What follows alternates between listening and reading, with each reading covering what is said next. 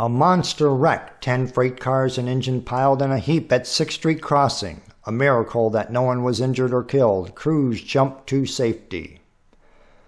Wreck in Mendota, September 21st, 1911 at 2 a.m.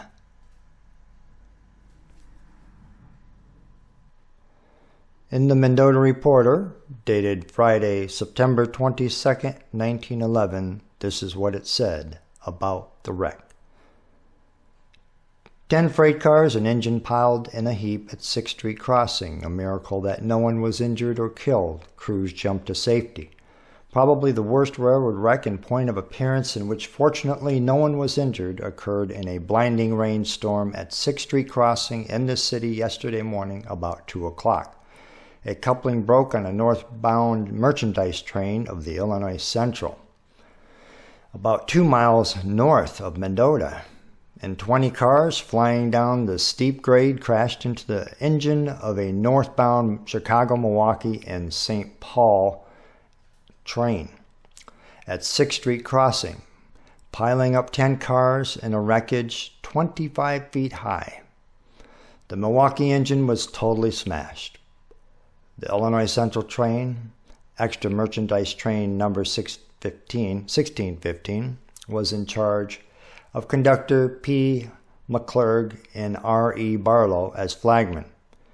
In the caboose was Mr. Green, signal maintenance inspector, asleep at that hour, but he was awakened in the nick of time and all saved themselves. On engine 281 of the Milwaukee train, number 75, were engineer Robert Cruthers, fireman Arthur Wheeler, and brakeman Gravetti. When they noticed the oncoming cars, it was too late to avert the crash, and all three jumped to safety.